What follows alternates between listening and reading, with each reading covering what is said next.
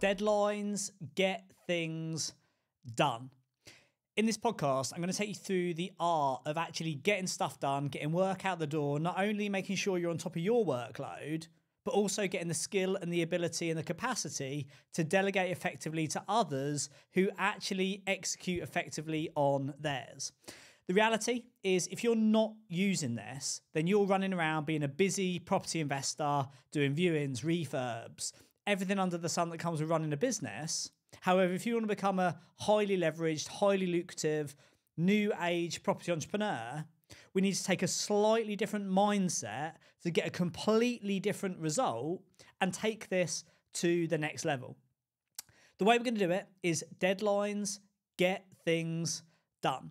If you've not already listened to the episode called Get Shit Done, this is more about your own workload and how to plan your week, how to plan your month, and how to get stuff out your door. What I'm talking about here is how do you actually get other people to get work done to enable you to become more leveraged and more effective.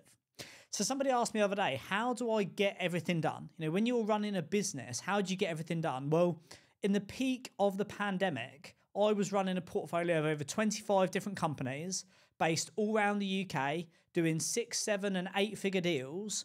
And I managed to do all of that successfully and break most of the records that we've ever had financially whilst living on a narrowboat. And that is not for the faint of heart. Like, that is not something anyone can pick up and do.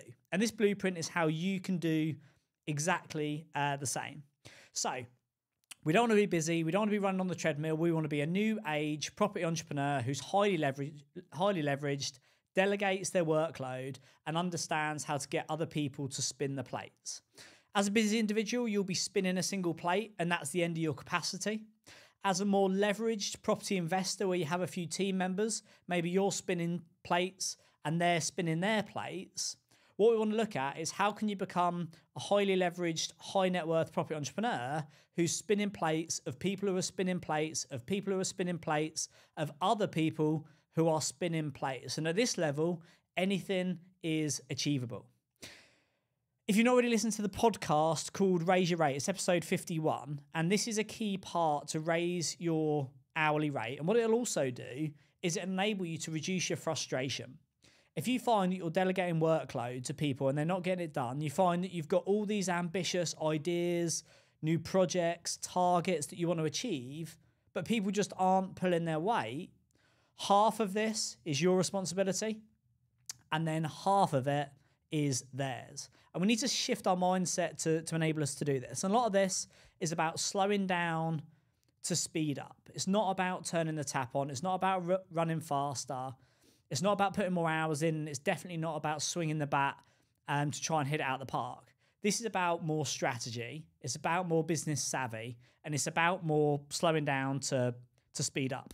So what you're going to need for this blueprint is a pen, a paper, and then, to be honest, some patience.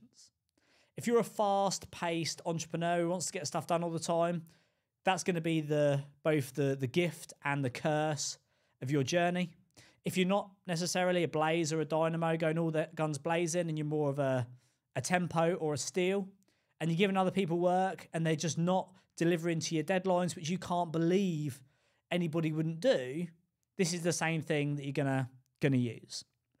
So this is basically deadlines, get things done, how to become a professional plate spinner, and it's the 6-step blueprint that I've used to build, start, systemize, scale, run a whole portfolio of companies around the UK, and now I'm going to share it with you. So the first step is about slowing down to speed up. If you want to be a one-man band, then you can run around doing whatever you want, whenever you want to do it. That's absolutely fine. But if you want to buy back your time and you want to become more leveraged and you want to be able to have this really world-class vision of what you're going to achieve, and you want to be able to delegate it to other people and it actually to come into reality, your ability has got to move away from the exciting, sexy, creation, visionary, development side of things, and more slowing down to speed up, slowing down into a Tempo, a Steel, a Detail, a project planner, project management, delegation. And it might sound boring, but when you slow down to do this work, enable you to speed up, because the things that you want to actually achieve will actually be achieved. So step one is having that mindset. You've got to slow down, do the work properly, set it up, delegate it, put this blueprint in place, and then you can speed up and go on to the next project. The second is, if we're going to do this, we've got to do it one thing at a time. So you've got to define which project do you want to work on at the moment, and what are we actually trying to achieve? There's a million things you can do. You can launch a YouTube channel, you can do Instagram, you can have a social media profile, you can do development, you can do flips, you can start doing roll-ups, you can broker deals, all of these things that I do, but I can't get everything done at the same time. It's one project, one position, one priority, and then one project plan to actually deliver it. So the second is, what is this project? So I can only work on one really core focus thing at the moment, so I can set it up and then I can forget about it. What is that project going to be? And what are we trying to achieve with it? The third is then to get into a bit more detail, because you've got this great idea about this business you want to build, or this development scheme you want to do, or this new marketing campaign you want to launch. But the reality is, it's only you that knows that. Nobody else in your team understands that vision, that creativity, that intention, that plan, until it's well communicated.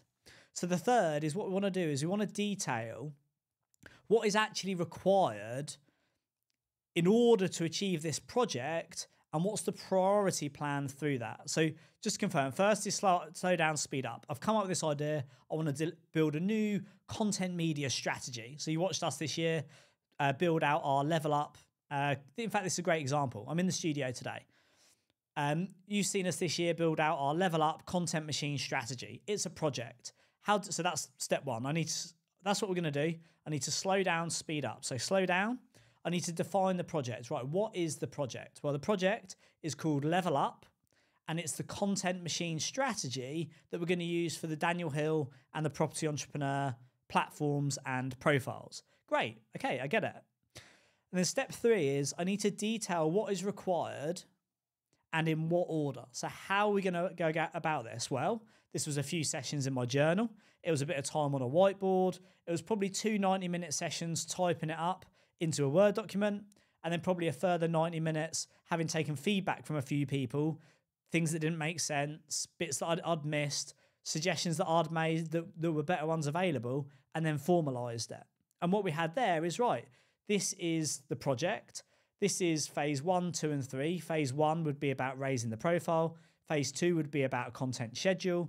And phase 3 would be about going across multiple platforms with bespoke content. So now we've got a plan, we've got a project, whereas you might previously, or maybe this is what you're doing now, busy property investors have all these great ideas, and they either end up doing it themselves because they think nobody else can do it because it can't be delegated, or worse, they try and spit it out on a WhatsApp message, send it on an email, pay somebody to think this is your problem, not mine. They don't deliver, it comes in late, it's not exactly what they thought, and they think it's all the other person's fault. If you realise we're at step 3 now, we're halfway through the blueprint, and I haven't once talked about even talking to anybody else. I was in a board meeting yesterday, and they said, what would be your biggest advice for the next month for us to focus on? I would say, choose which project you want to focus on, and then write a project plan. That would be the biggest thing, is boil down all these great ideas that you've got, make it simple. The hardest thing is to keep it simple, make it simple, get it really clear in your head, document it so everybody else understands it. And then we can look at moving into the next 3 steps. Because if you want to get these things done, it's only going to work by slowing down to speed up. This is also a good thing to share with your team. So if your team are not getting the result they need from a main contractor, or the result they need from a designer, share this with your management team, share it with your team, share it with your assistant. Whenever you want to delegate anything, like, deadlines get things done, but you can't execute a blueprint or a brief unless you've got the full detail of what's expected. And that's half the battle. You know, if you remember, high performance management is about clear expectations and then challenging conversations. That's literally it. What is it explicitly clear, black and white, that's been agreed? And then if it's not achieved, challenging conversations to explore why that is. And ideally, catching it when it's a problem before it becomes an emergency.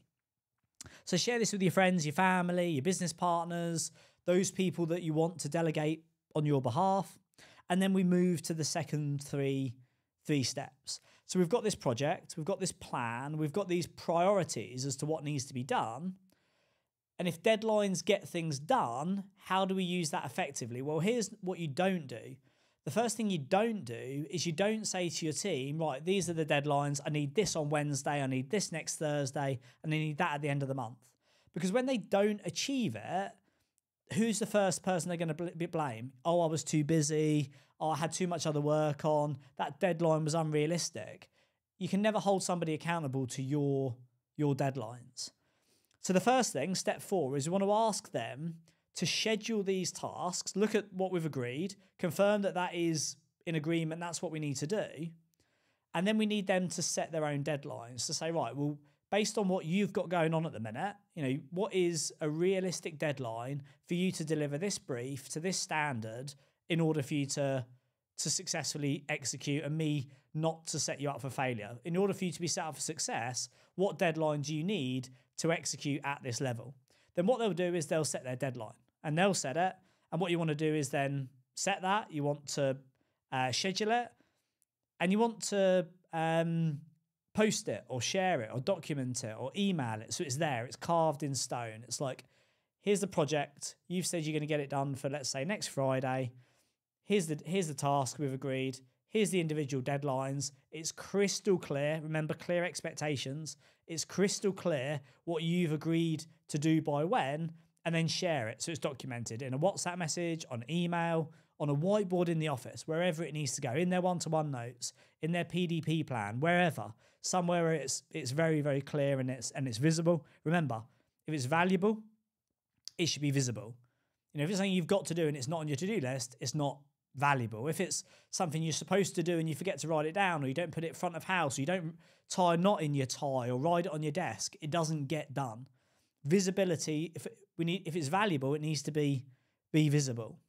And with that in mind, step 5 of this blueprint is reporting frequency. So as a new age property entrepreneur, you don't want to be running around speaking to your team every day. You don't want to be on the end of the phone checking in with people. You don't want to be sitting there wondering if so-and-so's done what they're going to do.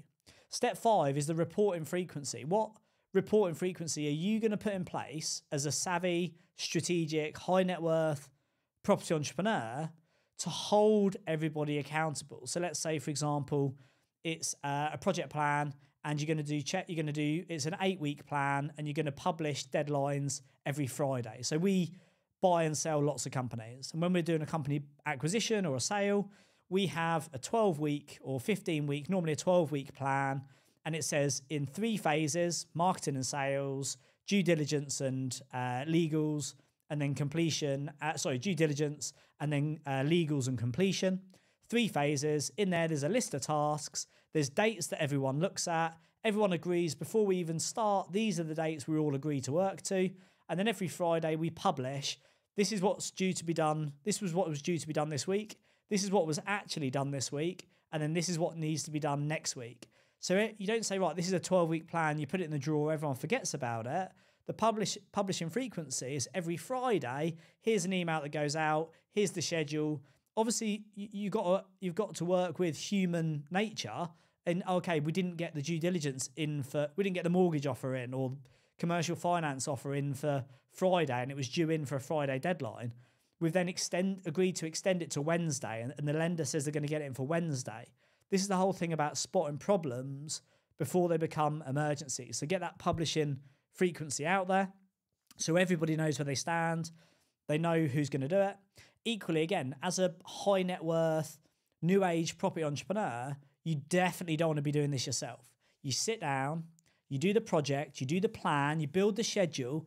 Some of you are going to be sitting there thinking, oh, I can't be bothered to sit down and spend 90 minutes creating a spreadsheet that's going to track this project for the next 12 weeks. Well, you've got 2 options. You either find the time to build this, set it, and then forget it, do it once, do it right, and never have to worry about it. or for the next 12 weeks, you're going to be on the end of the phone, chasing people, wondering what's going on, huge anxiety as to whether it's going to happen, probably not hit your completion date if you even get the deal done at all. So you want to set that schedule, get it built out, get everyone agreed, agree the publishing frequency, and then delegate it. So your EA, your PA, you could even schedule some of this stuff in your calendar, in automated, with automated scheduled emails that go out. If there's something that has to be sent in by each team member every Friday, maybe it's data for a KPI report, or it's sales and lettings KPIs that have to come in. You want somebody else to be doing that, not you. You know, the whole aim of the game here is you do it once on day one, and 12 weeks later, you have a fantastic result that didn't rely on you, because these deadlines get things done, not you. That's number 5. And then number 6 is you make it visible. So it's very clear what these expectations are. And as I said, in these emails, you hold people accountable.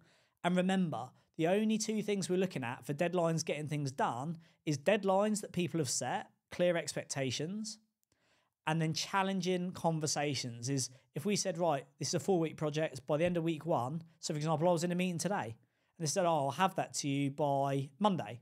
So in my calendar, I've got close of play Monday, and this is coming in. I've got to respond on Monday, and then the next line for their deadline will be Friday. It's very clear. 1 or 2 things then happens. Either the work's done by Monday, happy days, high fives, congratulations, let's move on to the next step, or you're on the phone, challenging conversation, this was due, why is it not? When you establish a working relationship with somebody, what you'll also start to understand is when it's visible and you've got this reporting frequency and these clear expectations, is when you will all understand that you have a group, you have clients and you have customers and investors and business partners, and there's some that do not tolerate lateness. There's some that do not tolerate missing deadlines. There's some that are absolutely militant, and they'll be on you the second you've missed it. Once you've worked with them for a few weeks or a few months and you get that vibe, I guarantee you those people will get better service. They'll get better results.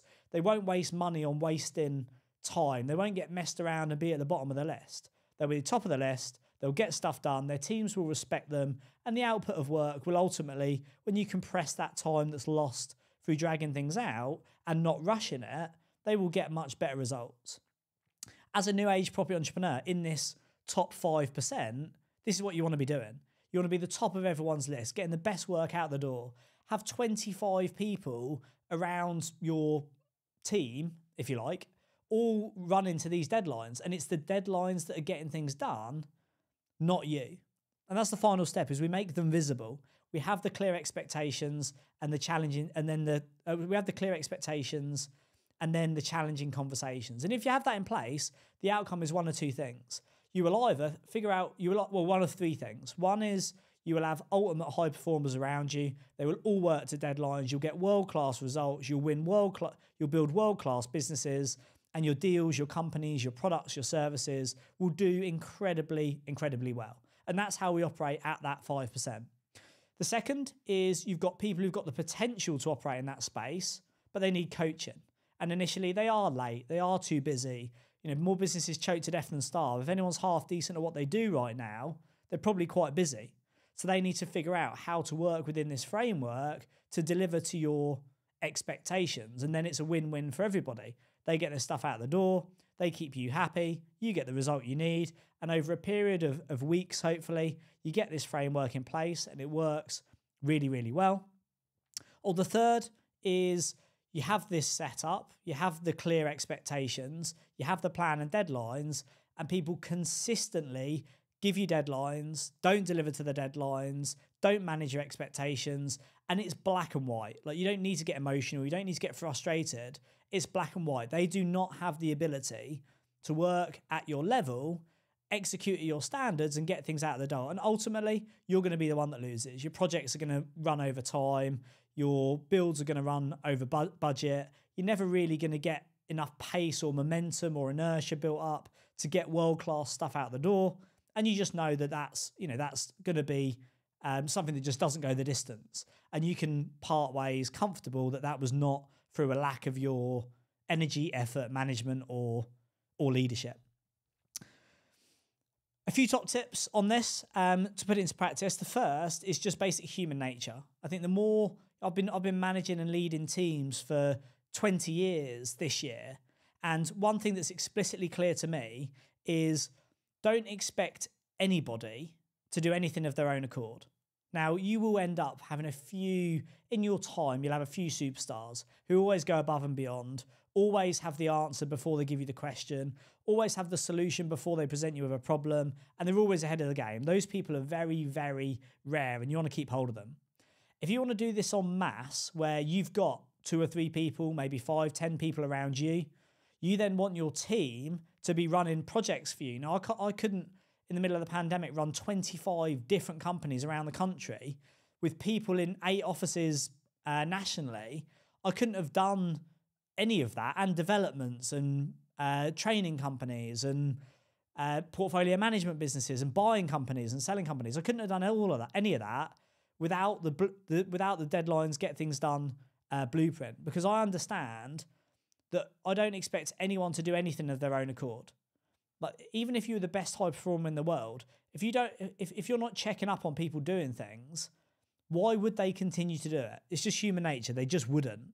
So you need to have that framework, set it up, expectations, just think set and forget. Like, for example, we have our emails. We use an app in our businesses which tracks email response times. Once upon a time, many moons ago, I wrote a service level agreement which says that if an email comes in before 3 p.m, it's responded the same day. If it comes in after 3 p.m, it's responded before 10 a.m. the next day. And then I put an app in place which tracks it. And then every Tuesday, a KPI report with every team member and every inbox that's tracked is published. How many emails did they receive? How many did they respond within the SLA? And what percentage did they hit that week on responding to the SLA? I set that up a long time ago. I have no idea what the login for that app is. I don't know how the process works. I can't even remember how it works. I set it up once. I forgot about it because everybody knows deadlines get things done. There's a big difference between respond to emails promptly and a clear service level agreement. There's a big difference between onboarding someone on their first day and saying you've got to respond to emails as quickly as possible, as saying before 3 p.m, same day, after 3 p.m, 10 a.m. the next day, and on every Tuesday, a report will be published which will show your KPI. It'll be published to your managers, it will be published to the directors, and it will be published to your team, and it will show where you are on that. I can't remember how many years ago that was created. What I can tell you is every single Tuesday, I get a little image in my WhatsApp between me and my EA, and it says for every single team member, every single inbox, every single email, it says 100%, because I know it's coming. I know the team know it's coming, and it's valuable, it's visible, it's set up. And for the thousands of emails that go out every week, they're all hitting that key percentage because deadlines get things done. And this is the blueprint that I'm sharing with you today. Don't expect anyone to do anything of their own accord. Second top tip is get others to set their own deadlines. In case this wasn't clear, you can only hold people accountable to their own deadlines. Because if you say this is the deadline and they don't hit it, there's 1,000,001 excuses. If they say this is the deadline that I can deliver to, you can hold them accountable. Because tip 3 is to remember that high performers only need to have 2 skill sets in execution, and they have complete control of both of them. The first is the ability to set accurate deadlines, whether it's with a client or a team member or a supplier or whoever, a manager. There's 2 skill sets you need. One is the ability to set clear deadlines, and the second is the ability to execute against those deadlines. That's it. And if they have complete control over setting the deadline and complete control over executing against the deadline, they then become a high performer who delivers high performance, who meets expectations, who gets things done by using deadlines. And you remember, when you compound this up, you work like this, your senior management team or your assistants or your employees, team workers, suppliers work like this. They then manage their teams like this. You think about the compound effect of all those minutes, hours, days, and weeks that are saved over a period of a year, And you're talking significant amount of time, energy, money. You'll get better results. You're much higher hourly rate for you and a much lower level of pain, challenge, and frustration for your work. And then finally is set and forget. Like, this is a set and forget blueprint. Have that mindset, slow down, speed up. I want to achieve this. You know, what do you want to achieve? You want to do a new website. You want to build a new website. Great. Don't sit on Zoom calls and chat and this and that. Create a brief, get it detailed, schedule out the individual elements, get the team on board, get feedback, build the project, create the plan, and then delegate the performance, because deadlines get things done. You just don't. I hope you've enjoyed this. This is another example of a blueprint that you can use to move away from being a busy landlord, busy investor, running around like a headless chicken in that early, excitable entrepreneurial mindset of, mistaking activity for progress, being busy rather than productive, being a busy fool rather than a lucrative entrepreneur. Remember that more businesses choke to death than starve. If you're half decent at your job, you are not going to be struggling for bringing in work. The reality is, though, most businesses choke to death. They scale up, they get too busy, they bring on too many clients, they don't service anyone. The team are running around busy, frantic, exhausted, disengaged, dealing with upset clients, customers, tenants, landlords, projects going over budget, projects going over time. At the end of the day, you need to slow down, speed up, deadlines, get things done. And this is another blueprint that will enable you to do that. So have a think today. What project could you do this on? Tomorrow, block out 90 minutes in the morning, give it a spin, and I wish you the best of luck putting deadlines, get things done into practice.